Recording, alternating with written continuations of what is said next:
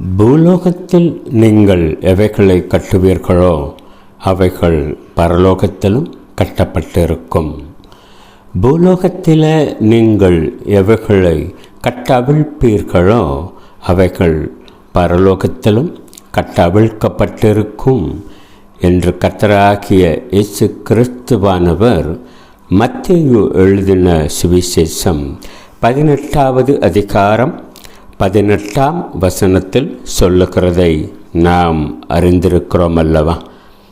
விசுவாசிகளாகிய நீங்களும் நானும் கட்டவிழ்க்க வேண்டிய 3 காரியங்கள் உண்டு. அவைகளில் முதலாவது கட்டவிழ்க்க வேண்டிய காரியத்தை இந்த செய்தியில் நாம் சிந்தித்து பார்த்து கர்த்தருடைய நாமத்தை மகிமைப்படுத்தலாமா? ஏசாயா 52வது அதிகாரம் 2ஆம் வசனம்.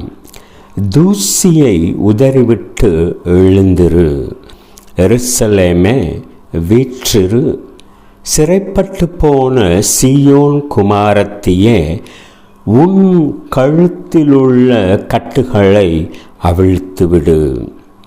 இந்த வசனம் சொல்லுகிற முக்கியமான ஒரு ஆலோசனை, நம்முடைய கழுத்திலுள்ள கட்டுகளை முதலாவதாக நாம் அவிழ்த்துவிட வேண்டும்.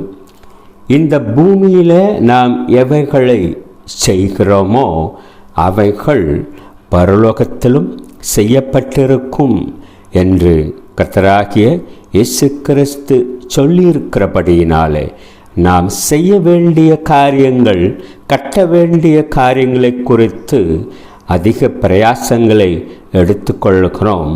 ஆனால் கட்டவிழ்க்க வேண்டிய காரியங்களை குறித்து அநேக நேரங்களில் மறந்து போகிறோம். பிரியமானவர்களே, என்னுடைய கழுத்தில் இருக்கக்கூடிய கட்டுகள் என்ன? என் கழுத்தை இறுக கட்டிக்கொண்டிருக்கிற இந்த காரியத்திலிருந்து நான் விடுதலை பெற வேண்டியது அவசியமல்லவா? முதலாவது என் கழுத்தில் உள்ள கட்டுகளை நான் அவிழ்க்க வேண்டும். பாவ கட்டுகளினால் கட்டப்பட்டிருக்கிற மனுஷர்கள் அவர்களுடைய கழுத்தில் இருக்கக்கூடிய அந்த கட்டுகளை அவிழ்த்து விட வேண்டும். பிரியமானவர்களே, இளைய குமாரனுடைய வாழ்க்கையில் நடந்த சம்பவத்தை பார்க்கிற பொழுது அவன் தகப்பனுடைய ஆஸ்திகளை எல்லாம் துன்மார்க்கமாய் செலவு பண்ணி கடைசியில் பன்றிகள் தின்கிற தவிடு கூட கிடைக்காத ஒரு தரித்திர கோலத்தில் அவன் பன்றிகளோடு கிடந்தான் என்று பார்க்கிறோம் அல்லவா? தூசியை உதறிவிட்டு எழுந்திரு, உன் கழுத்தில் உள்ள கட்டுகளை அவிழ்த்துவிடு.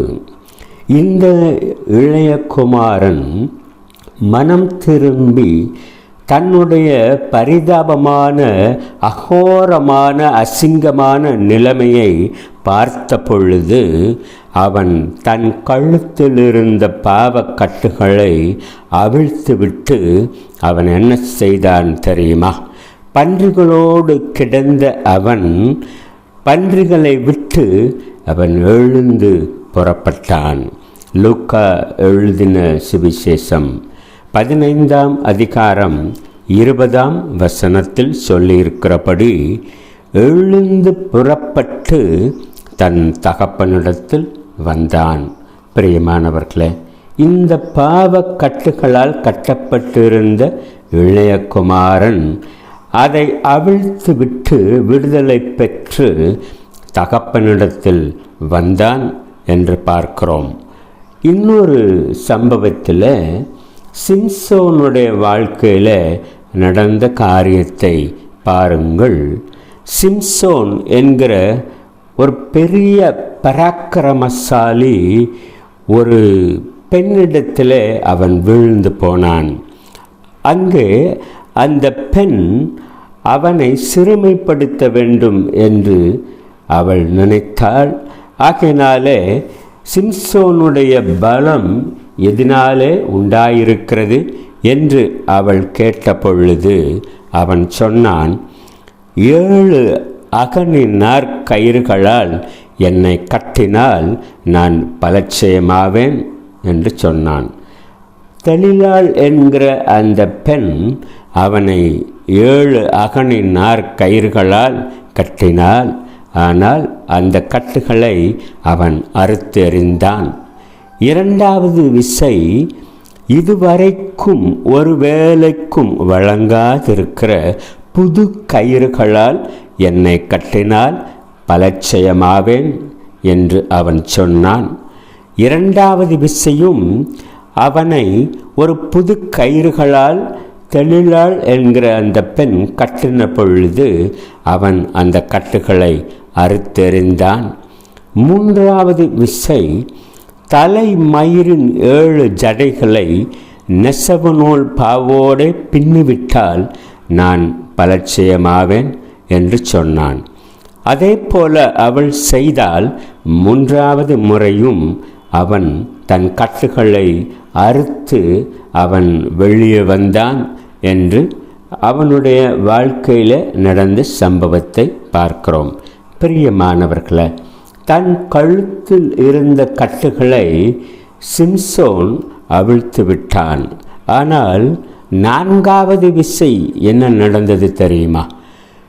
ஒரு சவரகன் கத்தி என் தலையின் மேல் இதுவரையிலும் படவில்லை.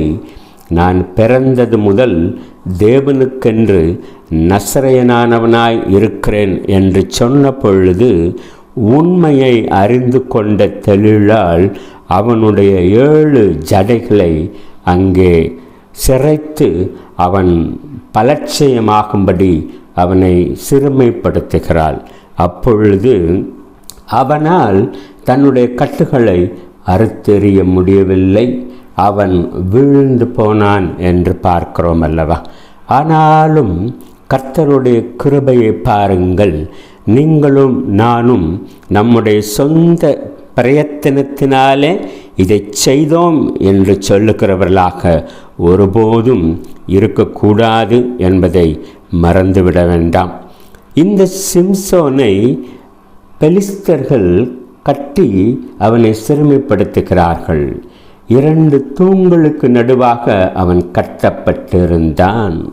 ஆனாலும் அவனுடைய சொந்த பலத்தினாலே அந்த கட்டுகளை அவன் அவிழ்க்கவில்லை.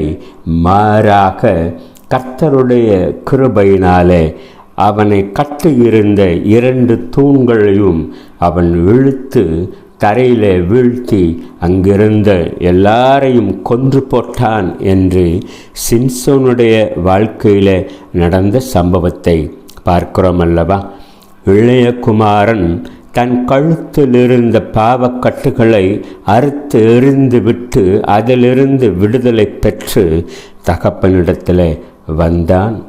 சிம்சோன் தேவனுடைய கிருபையினாலே தன்னை கட்டியிருந்த கயிறுகளை அவன் அறுத்தெறிந்து பெலிஸ்தர்களை கொன்று போட்டான். பிரியமானவர்களே, நம்முடைய வாழ்க்கையில் நம்முடைய கழுத்தில் கட்டப்பட்டிருக்கிற பாவ கயிறுகளை நாம் மனம் திரும்பி ஒருவேளை அவைகளை அவிழ்த்து விடுகிறது நமக்கு ஏற்றதாக இருக்கலாம். ஆனாலும் அது தேவனுடைய கிருபையினாலே தான் நாம் செய்கிறோம் என்பதை இந்த காரியங்கள் நமக்கு சொல்லுகிறதல்லவா? பாவக்கட்டில் இருக்கக்கூடிய ஒரு மனுஷன் விடுதலை பெறுவதும் அந்த கட்டுகளை அவிழ்ப்பதும் மிகவும் எளிமையான காரியம். அது கர்த்தரால் உண்டாகிற மேன்மையான காரியம். ஆனால் இன்னொரு கட்டு நம்முடைய கழுத்தை சுற்றி கொண்டிருக்கிறது. இந்த கட்டுகளை நாம் ஒருபோதும் அவிழ்த்துவிட முடியாது. பாவியான மனுஷர்கள் பரலோகத்திற்கு போகிறது சாத்தியமாகும்.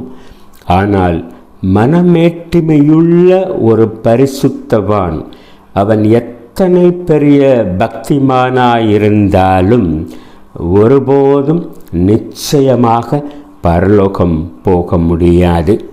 வசனம் என்ன சொல்லுகிறது பாருங்கள். நீதிமொழிகள் 21 அதிகாரம் 4 மெட்டிமையான பார்வையும் அகந்தையான மனமும் உள்ள துன்மார்க்கர் போடும் வெளிச்சம் பாவமே.